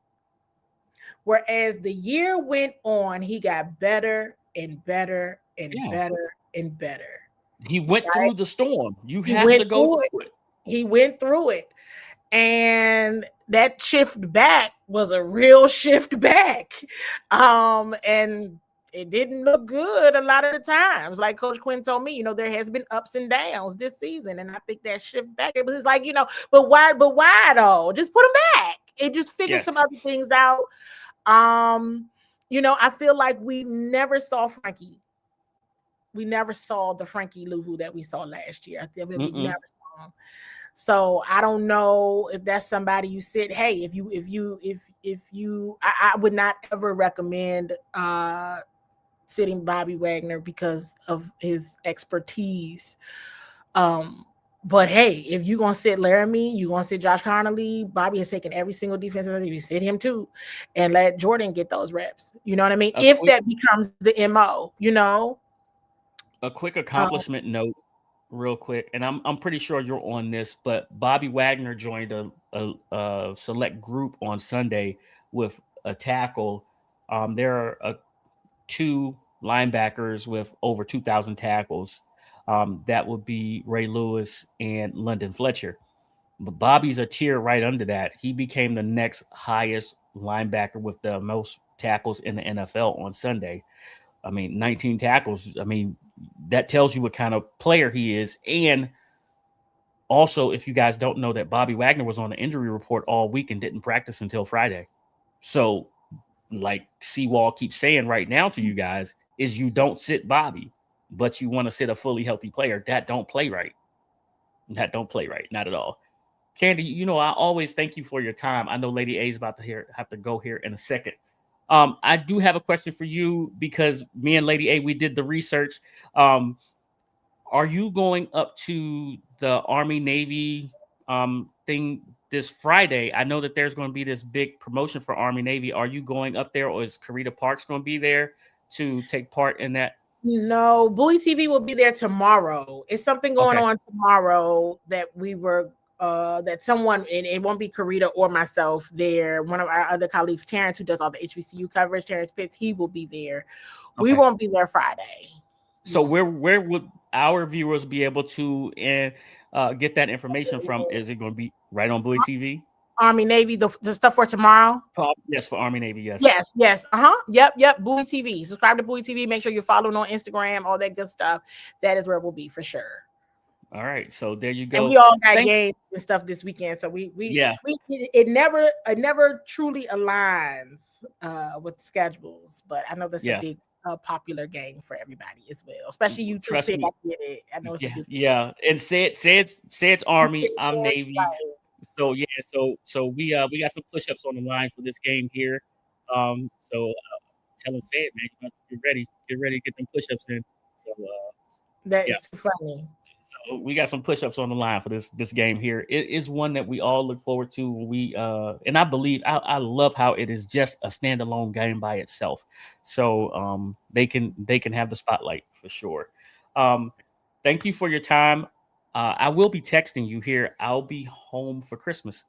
Fantastic! You going to the Christmas game? I don't even. I'm thinking about it. I'm really thinking about it. But if I come, I'm just coming to see you guys. I'm coming to see all my my folks that do support our channel, and then I'm pretty much gonna get out of there and go see my family.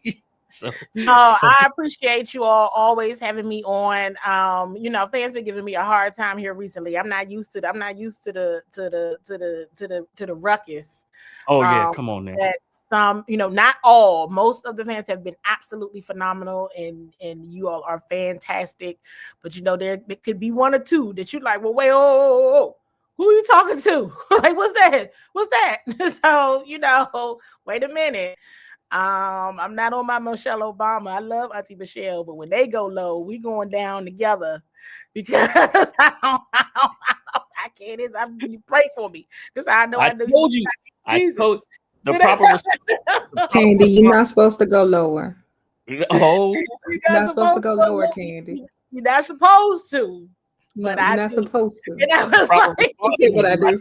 I flip fries at McDonald's. That was the proper response to that whole thing. But no, did you hear? That's how you know I need Jesus.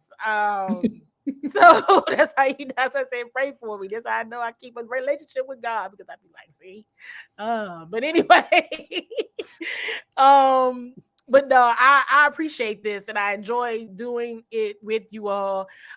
It just stinks when it's not good to talk about. Well, we have to go through some bad to get to the good, because what the good is like.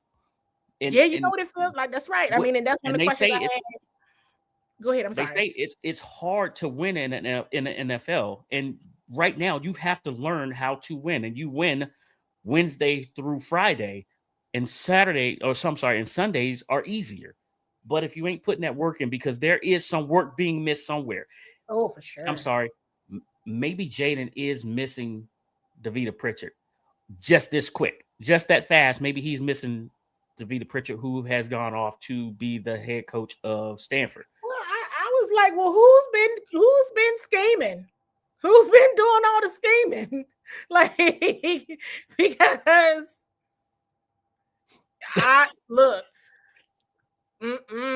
not with only Austin and Luke gone.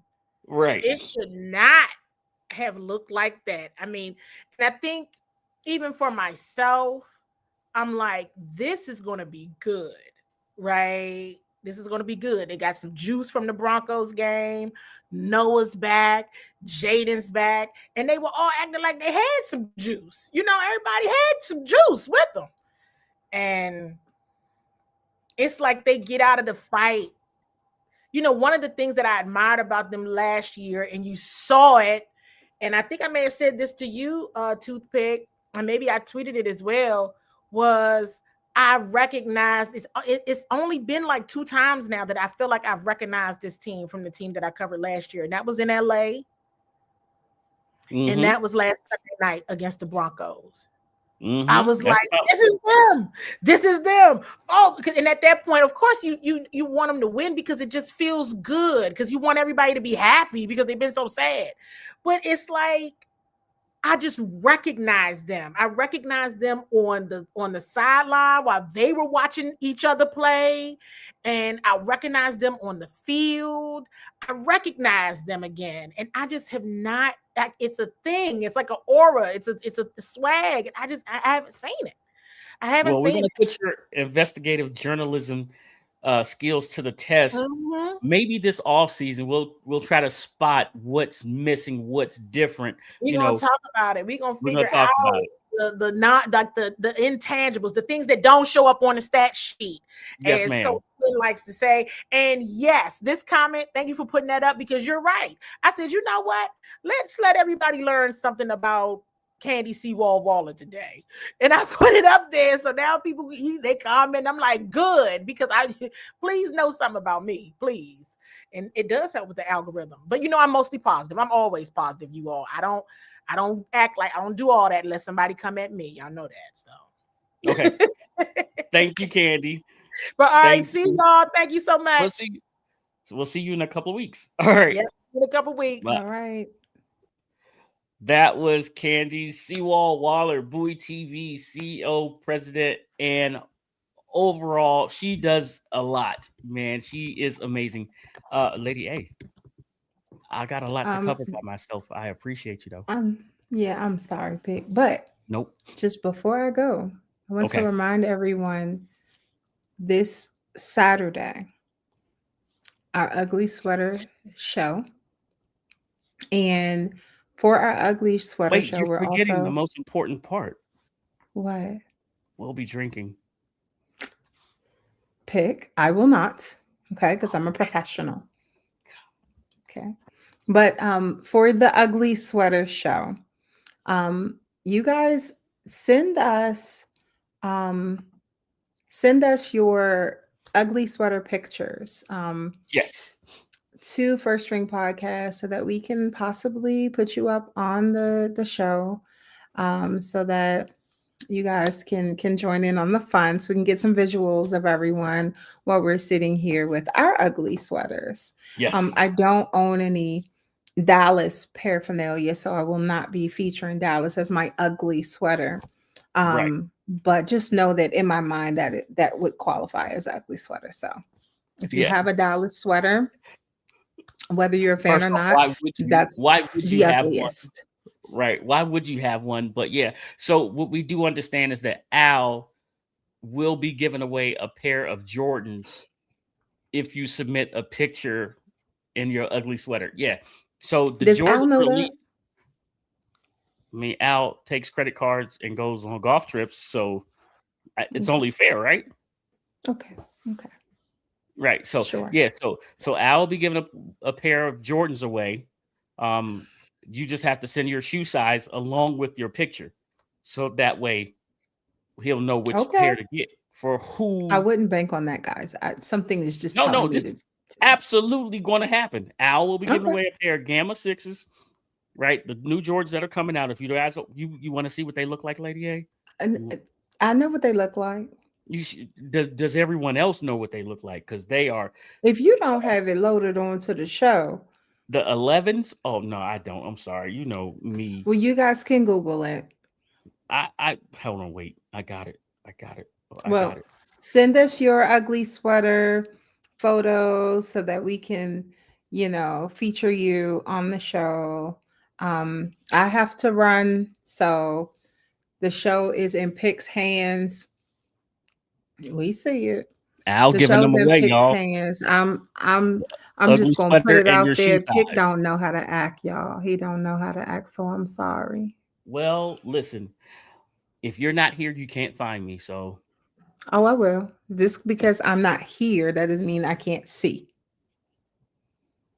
that's not fair. That's like a cop giving a ticket that he didn't even see. He just Don't noticed they somebody don't called they it have into the head. cameras? Don't they No, have no, camera no. to That's give like you him. tickets? Somebody called They and have said, speeding camera tickets. "Oh, They this have car red was." light Those aren't camera real. tickets. Those are not They real are tickets. I real. take a picture of my And money if and I you send that don't to you pay too. them, have fun with that. Okay?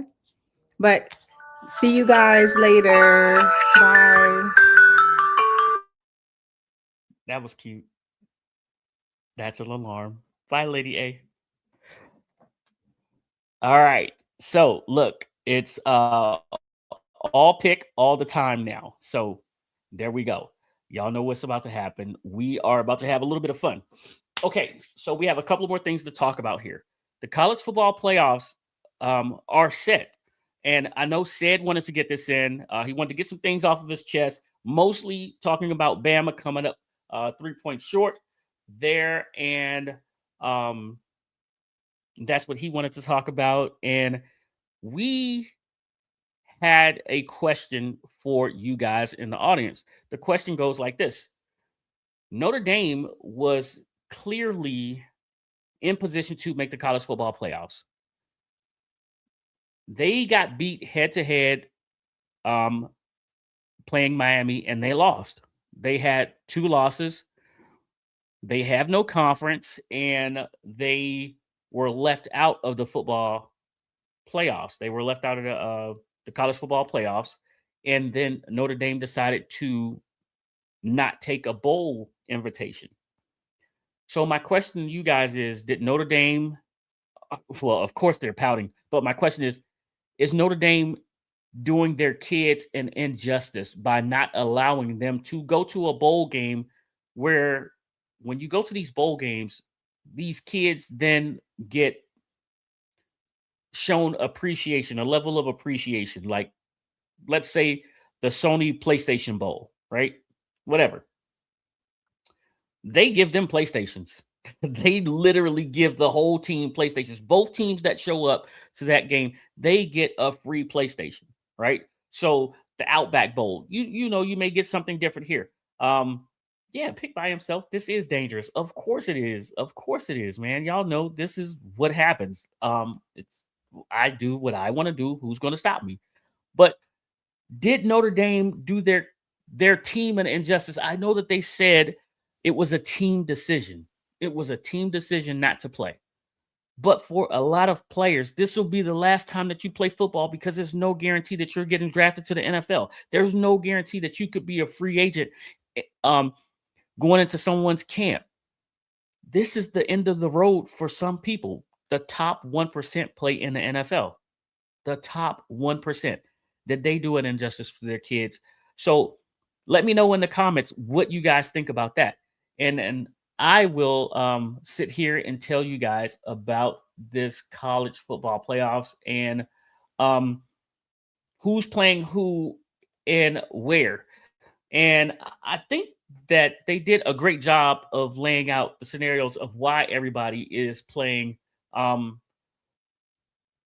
thought I pretty much I agree with a lot of it, right? Ohio State went down to Indiana, number 1 and number 2 teams. They switched places. Georgia State at number 3. They beat Alabama. Alabama stayed at 9. Me, Al said we had a debate pretty much while we were watching the game. The show was over. We were all still locked in watching the game. That's the best thing about sports is that you can talk to your friends about it and you can debate things and you can all be right. You can all be wrong. Al was standing firm that Alabama was in. And I told him, I said, Alabama's not in. They have 3 losses. There's no teams that have 3 losses that's going to make this college football playoffs. But look at what happened. Alabama with 3 losses. They play in a tough conference. They had some good losses, is what I'm going to say. They lost in the they lost in the conference championship game to the number 3 team in the country. My point was, Al, they lost by 21. They lost by 21. They are going to be out. Al was right. They got in. They got in. And I said, if they do get in, Al, they will be the number 12 team. No, they stayed right at 9. Notre Dame is just fighting back. The committee did them dirty. So, John, my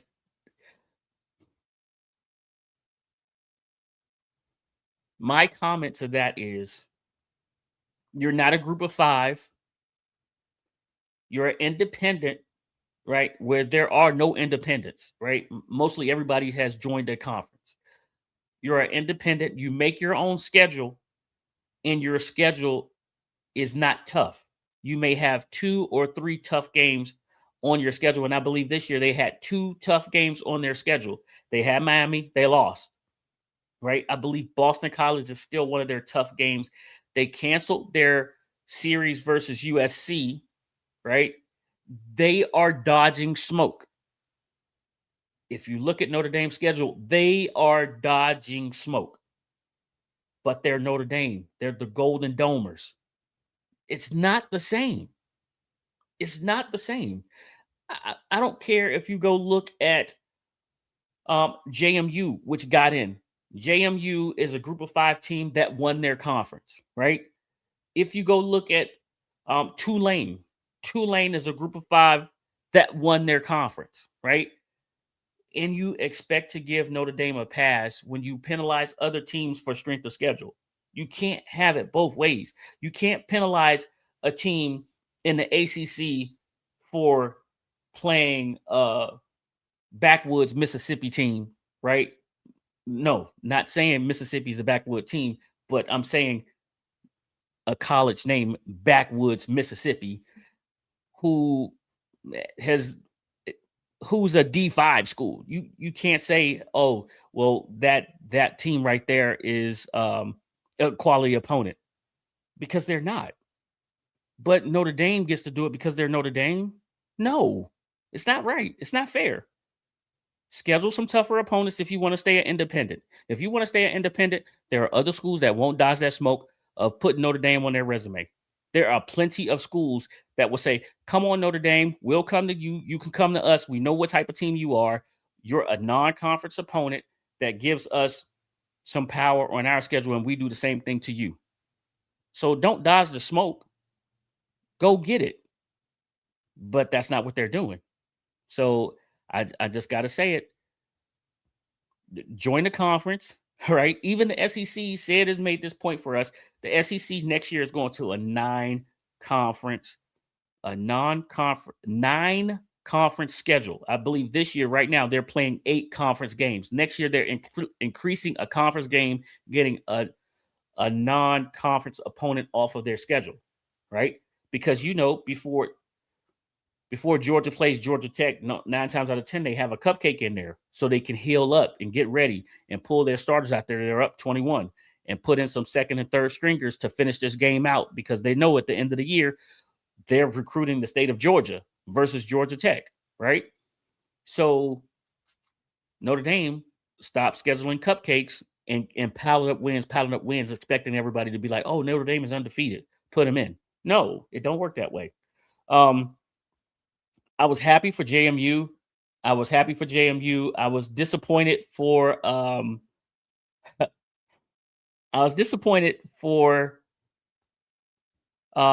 Virginia. I was truly disappointed for Virginia. They had to beat Duke to get into the playoffs. I'm not saying that Duke wasn't deserving of the win, because they absolutely were deserving of the win.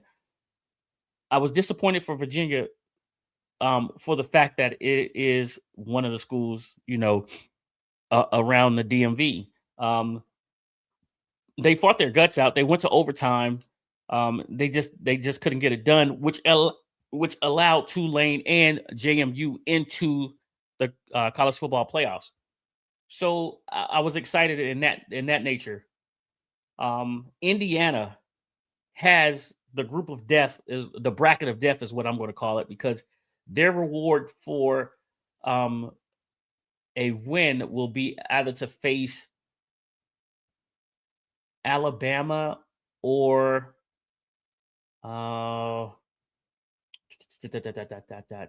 James Madison's versus Oregon. We got that one.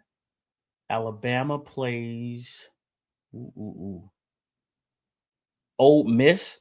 I believe that's who it is. I believe they play Ole Miss. Alabama and Ole Miss in that first round of the college football playoffs, which is absolutely going to be a barn burner.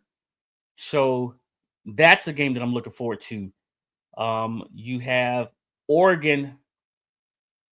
I just had it up here. Sorry. Give me a second to get back to it. Oregon is playing, JMU.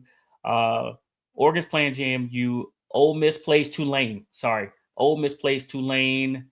Miami plays Texas A&M. Alabama plays Oklahoma. That's who it is. Oklahoma. They play Oklahoma. And from there, that's where Indiana will be waiting for that player for that game. So it's going to be. We have some great college football games.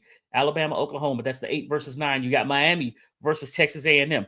Now, for those of you that think that Miami is lucky to be in the game, well, playing Texas A&M is not a reward for being lucky. That is a team that is definitely going to come and try to take you out real fast and put up 50 on you.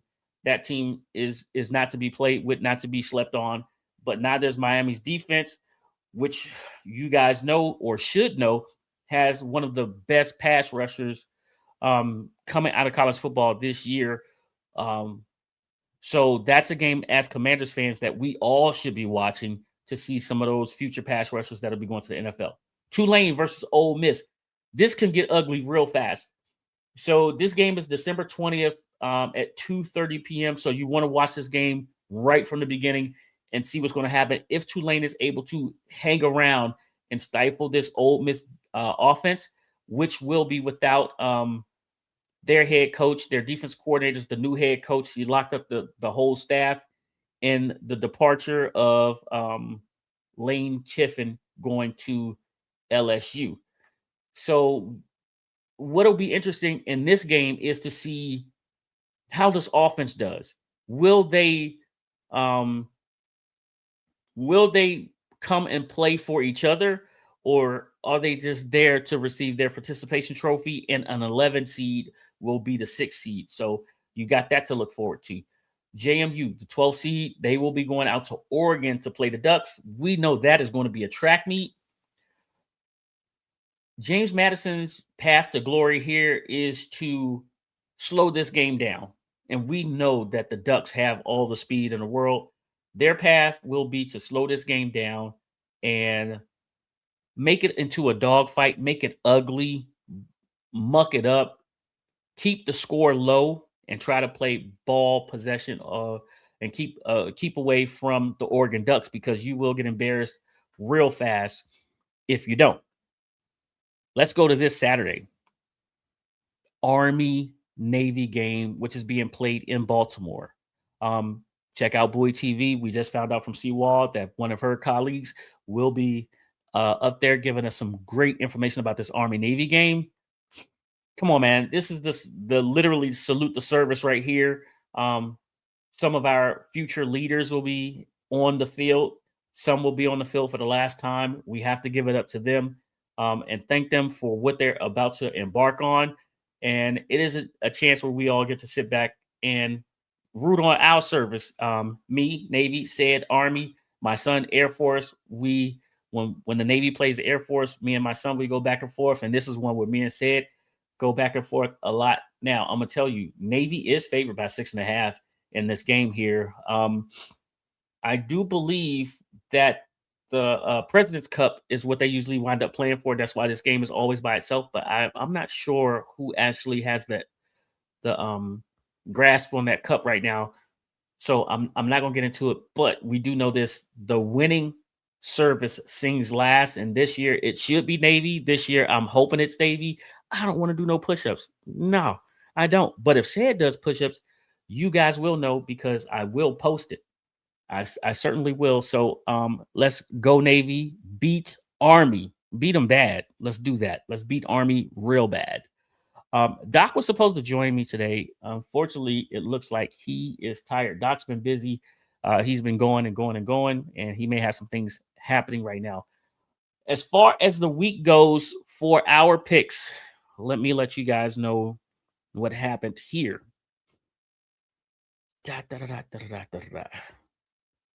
All right, so Said won the week. He went 9-5. Lady A followed 8-6. Al went 7-7, and Pick pulled up the rear, going 5-9. No, man, stop that. Stop that. We're not doing that right now. I'll get to you guys on Saturday when I'm full of some other things, but don't be talking about my record. I'm right here. Okay, don't be laughing and talk about my record. All right. One more thing before I get out of here. Yeah, I'm still at the Villanova game. Al said he's still at the Villanova Michigan game right now. And he's doing some things, but he's not afraid to buy those sneakers for you guys that submit your ugly sweater pictures, and he'll choose someone. Don't forget to put your shoe size in there to send a pair of Jordans to. And if you guys don't know, those Gamma 8s are released this Saturday. Pretty awesome. Jordan 11s, they look real good. That's it, man. We will see you guys on Saturday. We hit it all. We covered everything. We'll see you guys on Saturday. So hope you guys send those pictures so we can make Al buy you guys some shoes. All right. I appreciate each and every one of you guys for joining. Shouts out to my son, United States Air Force. First Three Podcast, second to none. Come get some. Y'all know Said would say, go Dogs. And I say, raise hell. See you Saturday.